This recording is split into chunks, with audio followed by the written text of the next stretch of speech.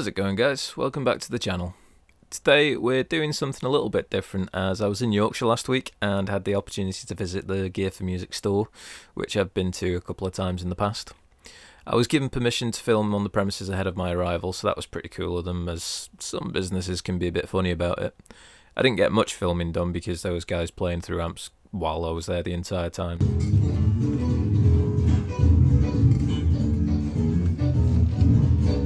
This video will be what you can expect as a customer in the showroom in York, which is the only showroom in the UK with others located in Sweden and Germany. I'll also be talking about their own in-house brands with a basic overview of quality for each one. As you walk in, there's a service desk in quite an open and modern feeling space, which offers a large variety of pianos and keyboards, as well as an area displaying some of the electric drum kits available from Roland. To the side, there's rooms dedicated to home studio equipment, orchestral instruments, drums and live sound.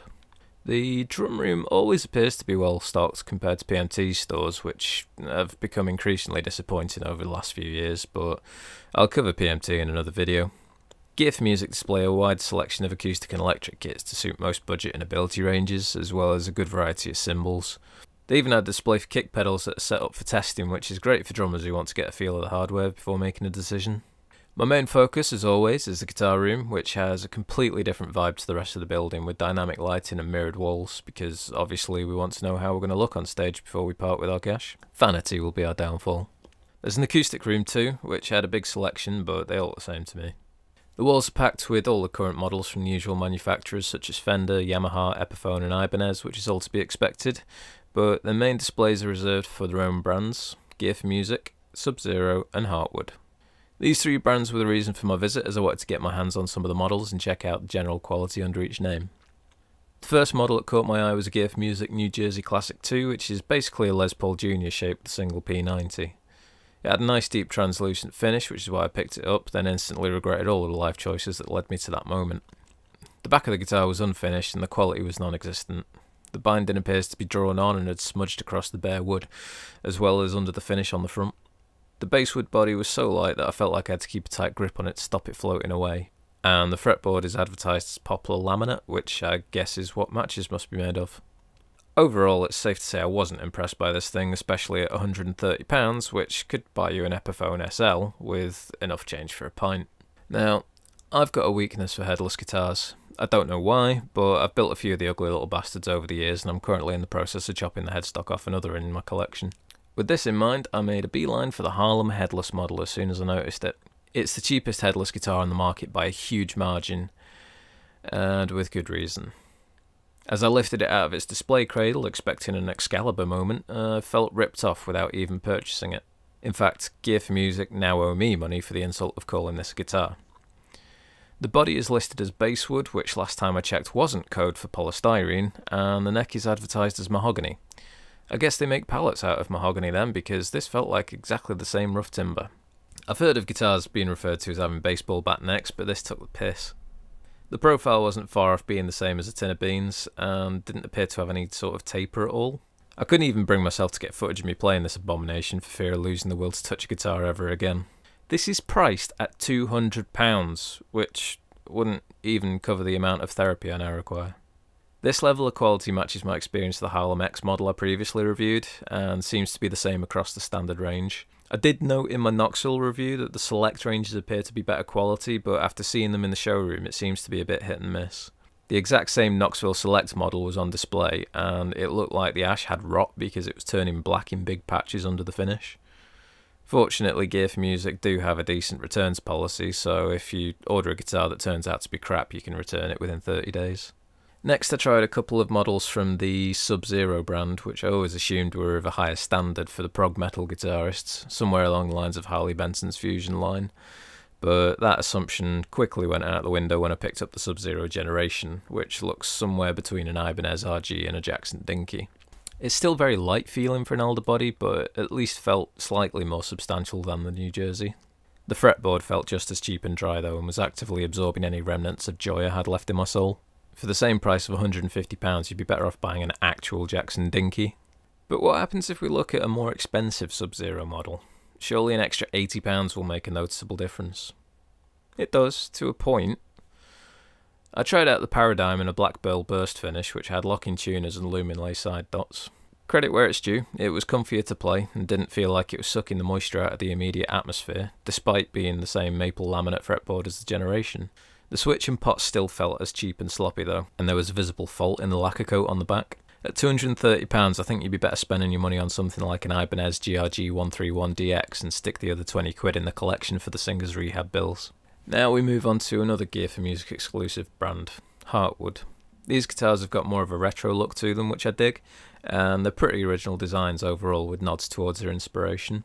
The cheapest model at £200 is the 56, which at a glance bears resemblance to a double-cut Les Paul Jr., but then you start to notice other things. For a start, this is strung through the body instead of being a wraparound or standard stoptail, which is a nice touch, and no doubt necessary to avoid Gibson suing Hartwood for the fact that not enough people are buying their £5 guitars.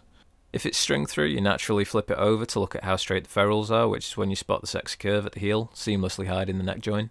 Flip it back over to check out the nice detail on the 12th fret inlay, and your eye is distracted by the classy multiply binding that gets cut short by the fret access carve that you always see on PRS guitars. With the satin finish on top of it all, it's a really comfortable guitar to play. It's even got a push-pull coil split for single coil tones, locking tuners and a bone nut. I'd like to point out that this thing is exactly the same price as the Harlem Headless. But then I have to think about the Harlem Headless and I die a little inside. The green vibrato version was recommended to me by a viewer a couple of weeks ago, and he gave it the following review. Tim, if you once tried truly outstanding guitar that nobody else has reviewed that comes from Gear4Music, have a look at the Hartwood 56 vibrato electric guitar pickle. Its build, specs, finish and sound quality punch well above its price point. I've had one for a few years and I love it. So, thanks for that, Dave, but only my mum gets to call me Pickle. I was finally able to tear myself away from the 56, and with a new sense of hope in my heart I picked up the Speedway model. I've never been a fan of semi-hollow guitars or camping, but this thing had me pitching a tent. It's a weighty bugger, no doubt due to the Bigsby style vibrato and the roller bridge, but this is apparently still basswood. It felt really substantial and was as comfortable as the 56 to hold. The looks are somewhere between an Italia Maranello Speedster and a Duesenberg Star Player, which aims it squarely towards the jazz players, and the details match up to the calibre of those models. The first thing I spotted was the pearloid inlays around the binding, which continued onto the headstock as well as the two stripes down the centre of the body. The chrome Hartwood logo on the body is a nice touch, and the chrome saucer knobs really suit the overall look of what they were going for. It's a shame they don't do one in black without the vibrato, as I'm not so keen on the blue suede finish, but I can just never get on with Bigsby style units. At £300, the Speedways are a little bit pricier, but you can physically see the attention to detail, and they could easily be charging more for them. I didn't have much interest in the Novella or Revival models, but a quick inspection confirmed that they were the same quality I'd seen on the 56 and the Speedway, if you're into those sort of body shapes. Not as much detail on them, but still well built with flawless finishes. Finally, I saved the best for last. I went into Gear4Music just as the first lockdown was lifted in 2020, so all the guitar retailers were being understandably cautious and weren't too jazzed about the idea of me wanting to actually play a guitar before I bought it. So the atmosphere got a little bit frosty and I walked away from the purchase. I think this is the first time I've been back since, and I had the opportunity to finally get a real feel for the Hartwood charger. This thing's a work of art, and I remember last time I got this close to it, the edges of the plastics were a little rough looking, although in hindsight I was probably just trying to talk myself out of buying it because COVID was turning the experience sour. Looking at it again this time and physically holding it in my hands, I immediately fell in love. I won't go into too much detail on this model because I'll be doing a full review of it in the near future. Overall, I don't intend to ever buy a Gear4Music guitar again, and I can't recommend a Sub-Zero when there are better alternatives on the market with better build quality and inspection standards. I highly recommend Hartwood guitars because I think they're great value for money, and you can see that the manufacturer totally understands the level of care that it takes to thrive in such a competitive market. Gear4Music's store overall isn't an unpleasant experience. It's pretty well stocked, and most of the time you feel like you're walking through an expensive car showroom, except for the guitar department, which feels more like the Hard Rock Cafe. And because of its location, it doesn't smell like sweaty degenerates like some other retailers do. The staff don't pounce on you every 5 minutes to bag their commission. In fact, you're probably lucky if the staff even look at you, which is alright until you actually want to try something. Then you have to walk half a mile to the service desk to beckon them back towards the other end of the building again, like you've discovered a child that's fallen down a well. They've definitely got something on display for everyone, from first-timers to professional musicians, and if you need advice, they're always happy to help or find someone who can. They've been going for 20 years now, and while I'm sure they see more than a few returned instruments every day, they're obviously doing something right to remain open after all of the economic turmoil we've experienced during their lifetime. I know this video was a bit of a departure from my usual reviews, but I wanted to do something a little bit special as I've hit 600 subscribers, which is really quite an achievement considering I only started this channel to appeal to a handful of friends, and I'm regularly told that my videos are very dull. Let me know your experiences with any of these brands or Gear4Music in general, and if you're new to the channel, I'd really appreciate it if you'd consider subscribing and join me for more videos in the future. Thanks for watching, and don't call me Pickle.